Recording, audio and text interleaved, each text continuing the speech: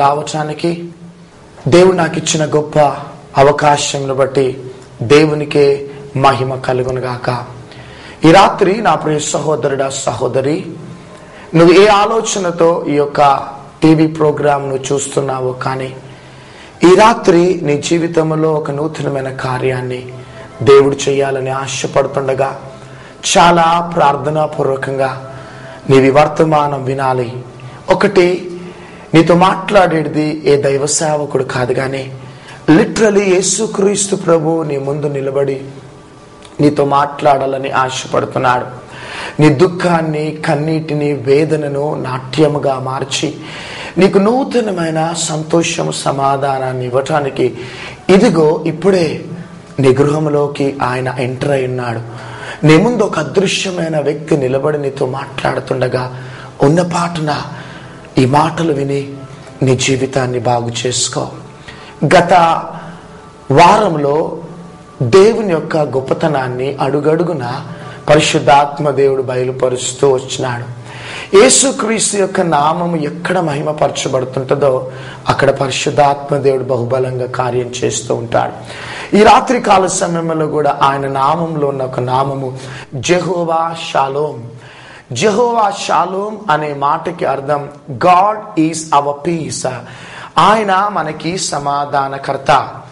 న్యాయాధిపతుల గ్రంథము 6వ అధ్యాయం 22 నుంచి 24 వచనాలలో మనం చూసినట్లయితే గిద్యోను మిద్యానీయులతో యుద్ధము చేయటానికి సిద్ధపడ్డాడు. ఆ టైంలో గిద్యోనికి ఎన్నో ఆలోచనలు, ఎన్నో సందేహాలు. ఆ యొక్క మిద్యానీయులను నేను జయించగలుగుతానా, నాకు అంత అభిషేకము, అంత జ్ఞానము ఉన్నదాని ఎన్నో ఆలోచనలతోని, భయముతో, వేదనతోని ఉన్న గిద్యోను దగ్గరికి దేవుడు వచ్చి, గిద్యోను ఇదిగో నేను నీకు సమాధానం ఇవ్వబోతున్నాను, భయపడకము అనేసి అనగానే గిద్యోను అక్కడ ఒక మంచి బలిపీఠాన్ని కట్టి సమాధానకర్త అని నామకరణ చేస్తాడు.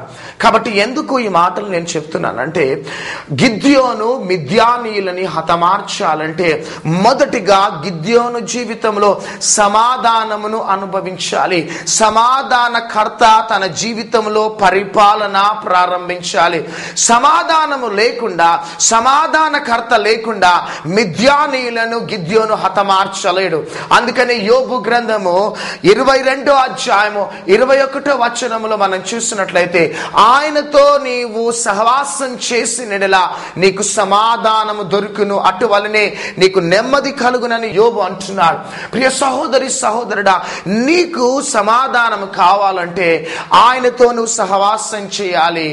నీకు సమాధానం కలగాలంటే యేసుక్రీస్తుతో పాటు నువ్వు దగ్గర సన్నిహిత బాంధవ్యం కలిగి ఉండాలి. సమాధానం లేకుండా నీ ముందున్న పోరాటాన్ని నువ్వు జయించలేవు. నీకు వ్యక్తిగతంగా, కుటుంబ జీవితంలో సమాధానం లేకుండా నీ ముందున్న శత్రు సైన్యమును హతమార్చలేవు. చాలా సార్లు నువ్వు పరిగెత్తినావు కానీ ఓటమితో నువ్వు వెనకంజ వేసినావు. కానీ రాత్రి కాల సమయంలో నా ప్రియ సహోదరి, సహోదరుడా, నీ ఉద్యోగంలో వ్యతిరేకత, నీ కుటుంబంలో వ్యతిరేకత, నీ చదువులో వ్యతిరేకత, అడుగు తీసి అడుగు వేయలేని స్థితిలో వేదనను, శాపాన్ని అనుభవిస్తున్నావేమో. కానీ ఈ రాత్రి పరిశుద్ధాత్మ దేవుడు నీకు విజయాన్ని అనుగ్రహించడానికి, నీ తలను పైకెత్తటానికి, నీవెక్కడైతే నిందబడ్డావో, ఎక్కడైతే వెలివేయబడ్డావో, ఎక్కడైతే తృణీకరింపబడ్డావో, ఎక్కడైతే నువ్వు ఓటమి పాలైనావో వారి మధ్యలోనే నీకు విజయాన్ని అనుగ్రహించడానికి సమాధానకర్త నీ గృహంలో తగిన కార్యాన్ని ఈ రాత్రి చెయ్యటానికి ఇష్టపడుతున్నాడు.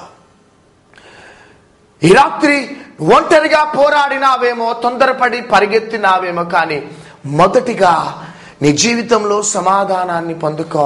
ఆ సమాధానకర్తతో నువ్వు ముందుకు సాగాలని పరిశుద్ధాత్మ దేవుడు ఆశపడుతున్నాడు.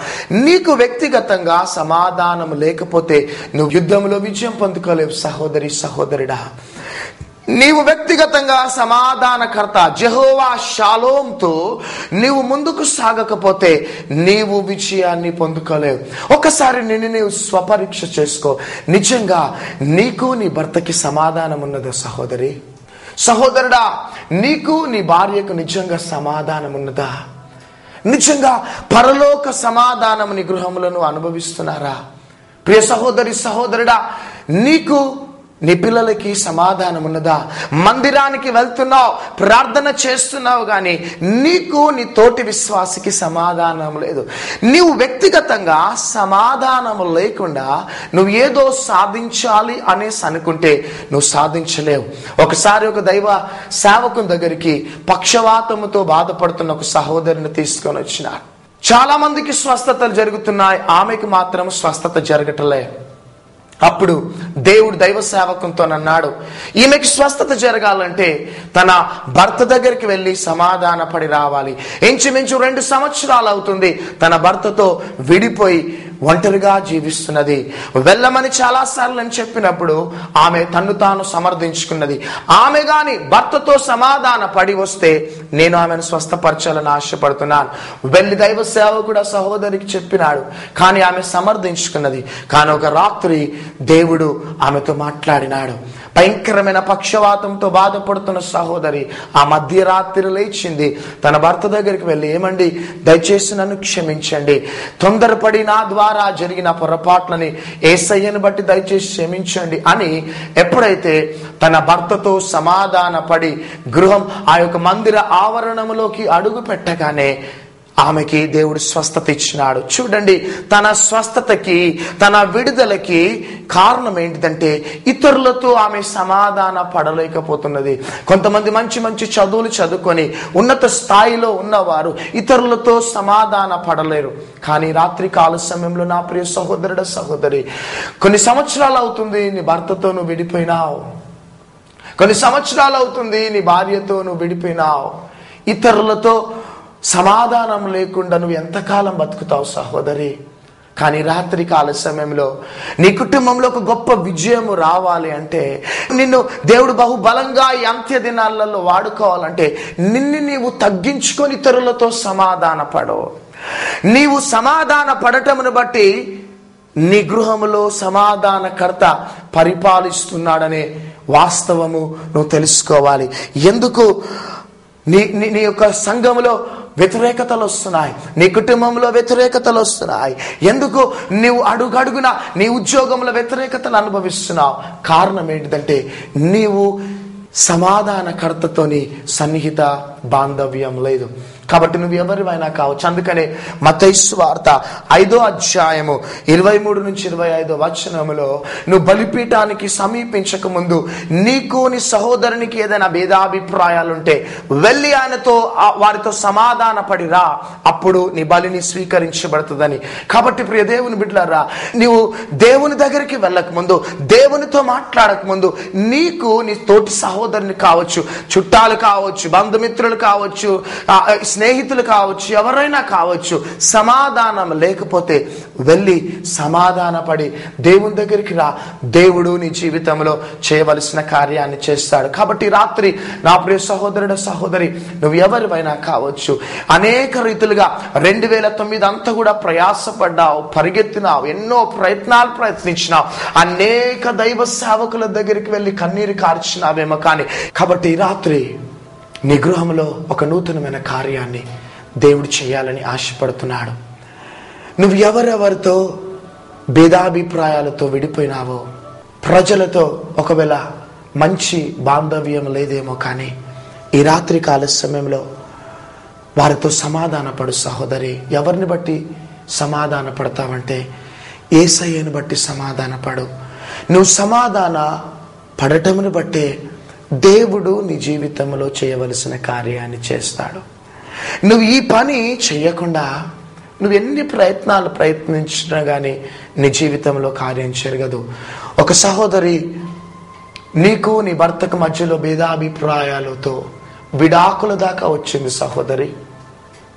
కానీ ఈ రాత్రి నీ పొరపాటును నువ్వు ఒప్పుకున్నట్లయితే, యేసయ్యా నా కుటుంబంలో సమాధానమే ప్రభువా అని నువ్వు కానీ ప్రార్థన చేస్తే నీ కుటుంబాన్ని యేసుక్రీస్తు ప్రభువు కట్టబోతున్నాడు. సహోదరి నిర్మల, ఇదిగో ఈ రాత్రి ఈ ప్రోగ్రామ్ని నీ గృహంలో నుండి నువ్వు వింటున్నావు. నీ కుటుంబంలో సమాధానం లేదు నిర్మల, తెలియని ఒక వేదన, కన్నీరు, దుఃఖమును అనుభవిస్తున్నావు. ఇదిగో యేసయ్య నీ కుటుంబంలో ఒక మంచి సమాధానకర్తగా ఉండాలని ఆశపడుతున్నాడు. ఒకటి చెప్తున్నాను, నీ గృహములో నువ్వు ఏది విడిచిపెట్టుకున్నా కానీ సమాధానాన్ని దయచేసి విడిచిపెట్టుకోకు. కొన్నిసార్లు నీ భర్త నీకు సహకరించకపోయినా నీ భర్తతో పూర్తిగా నువ్వు కలిసిపో. ఒకవేళ నీ భార్య నీకు సహకరించకపోయినా నీ సమాధానాన్ని మాత్రం నీ గృహంలో నుంచి బయటికి వెళ్ళనీయకో. ఎంత కష్టమైనా ఒకరు కాకపోతే ఒకరు తగ్గించుకోనైనా నీ గృహంలో సమాధానాన్ని కాపాడుకోండి. ఎవరిని బట్టి అంటే కేవలము యేసుక్రీస్తుని బట్టి. నీ డబ్బు నీకు సమాధానం ఇవ్వలేదు, నీ అందము నీకు సమాధానం ఇవ్వలేదు, నీ జ్ఞానం నీకు సమాధానం ఇవ్వలేదు, కానీ నీకు సమాధానాన్ని ఇచ్చేది ఎవరంటే కేవలము యేసుక్రీస్తు మాత్రమే. కాబట్టి ఈరోజు దాకా మీ కుటుంబంలో భేదాభిప్రాయాలతో వ్యతిరేకతలను అనుభవిస్తున్నావేమో, కానీ I challenge you my dear brothers and sisters, ఈ రాత్రి కాల సమయంలో నీ గృహంలో సమాధానం దిగుతున్నది. తెలియకుండానే నువ్వు ఏడుస్తున్నావు సహోదరి సహోదరుడా. బ్రదర్ ప్రశాంత్, నీ కుటుంబంలో తెలియని వేదనను అనుభవిస్తున్నావు ప్రశాంత్. ఇదిగో యేసుక్రీస్తు ప్రభు నీతో మాట్లాడుచున్నాడు. బ్రదర్ రమేష్, నీకు నీ భార్యకి భేదాభిప్రాయాలతో విడిపోయినారు. ఎంతకాలం ప్రభు అని నువ్వు బాధపడుతున్నావు. బ్రదర్ రమేష్, నువ్వు గాని ఉన్నపాటున నీ జీవితాన్ని యేసుక్రీస్తుకి సమర్పించుకో. నీ కుటుంబంలో నీ భార్యని దేవుడి త్వరలో తీసుకొని రాబోతున్నాడు. సహోదరి సునీత, ఎవరి సునీత? యేసుక్రీస్తు ప్రభు ఈ రాత్రి కాల సమయంలో నీ కుటుంబంలో కూడా తగిన కార్యాన్ని చేయాలని ఆశపడుతున్నాడు. నువ్వు తెలియకుండానే ఏడుస్తున్నావు. నీ అంతరంగంలో నుంచి తెలియకుండానే ఆ బరువు భారము నిన్ను విడిచిపెట్టి వెళ్ళిపోతున్నది. భయపడకు సహోదరి. ఇదిగో నీ బెడ్రూమ్ లో సమాధానకర్త సంచరిస్తున్నాడు. Jehovah Shalom, right, he is right now in your midst. నీ బెడ్రూమ్ లో ఆయన సంచరిస్తున్నాడు. నీ దుఃఖ దినములను సమాప్తం చేస్తున్నాడు. భయపడకు సహోదరి.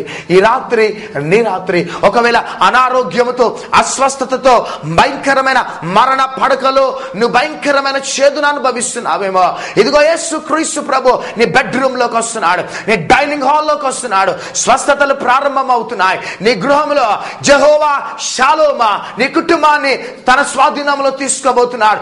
జెహోవా షాలోమా సమాధానకర్త ఇది మొదలుకొని నీ కుటుంబాన్ని పరిపాలించబోతున్నాడు. ఉన్న పాటున నీ జీవితాన్ని యేసుక్రీస్తుకు సమర్పించుకో.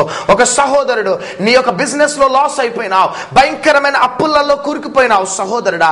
ఇదిగో చనిపోవాలి అనే ఆలోచన నీకు కలుగుతున్నది, కానీ ఇదిగో యేసుక్రీస్తు ప్రభు నీ గృహంలో నీ వ్యాపారంలో సమాధానాన్ని ఇవ్వటానికి ఇప్పుడే నీ బెడ్రూమ్ లోకి ఎంటర్ అయి ఉన్నాడు. ఒక తెల్లటి నిలువు టంగి వేసుకొని ముఖమంతా కూడా ఆ బలమైన మహిమతో నింపబడిన ప్రేమ కనికరము వాత్సల్యతతో ఎప్పుడే నీ బెడ్రూమ్ లోకి ఎంటర్ అయినాడు. Come on my dear brothers and sisters, ఇన్ని దినాలు నీ జీవితం ఎట్లా గడిచిపోయిందో కానీ ఇదిగో వెళ్ళిపో. నీ యొక్క తోటి వారితో సమాధాన పడు. భర్తతో దూరం అయిపోతే సమాధాన పడిపో. నీ భార్యతో దూరం అయితే సమాధాన పడు. నీ పిల్లలతో దూరం అయిపోతే వెళ్ళిపో. యేసుని బట్టి సమాధాన పడు. ఇప్పుడే మీటింగ్ అయిపోయిన తర్వాత నీ మొబైల్ ఫోన్ తీసుకొని నీకు వ్యతిరేకంగా ఉన్న వారికి ఫోన్ చేసి సమాధాన పడి సారీ చెప్పు. నేను నమ్ముతున్నాను సహోదరి సహోదరుడా, మీ దగ్గర నుంచి మంచి ఫోన్ కాల్స్ మేము వినబోతున్నాం. ఉన్న పాటున నువ్వు ఎక్కడున్నావో అక్కడనే మోకరించి నీ గురించి నేను ప్రార్థన చేయబోతున్నాను. Thank you holy spirit God. తండ్రి, గత 3-4 వారాల నుంచి నీ మంచితనాన్ని, నీ ప్రేమ కనికరము వాత్సల్యతని ప్రభానైనా మీరు మాకు బయలుపరుస్తున్నారు. ఈ రాత్రి కాల సమయంలో నీవు సమాధానకర్త అని నిన్ను నీవు కనపరుచుకున్న విధానంకే నీకు వందనాలు స్తోత్రాలయ్యా. ఈ దినము అనేక కుటుంబాలు కట్టబడ్డాయి ప్రభువా.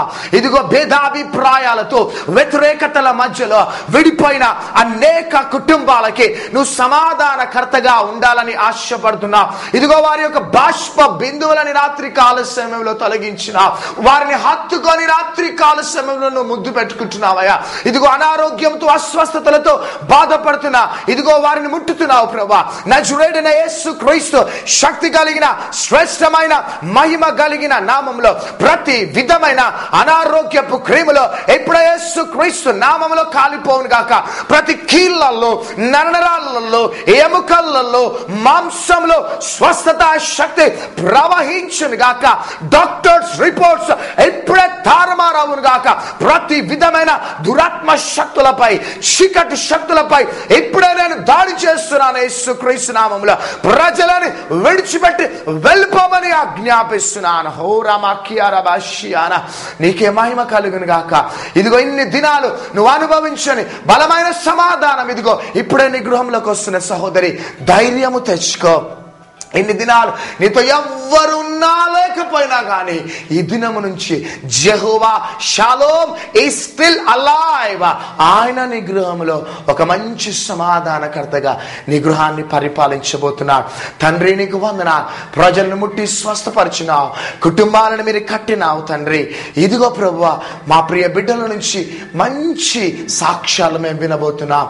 తద్వారా నీకే మహిమ కలుగును గాక. యేసుక్రీస్తు శ్రేష్టమైన నామములో అడిగి వేడుకొంచున్నాము తండ్రి. Amen, amen, amen. మన తండ్రి అయిన దేవుని ప్రేమ,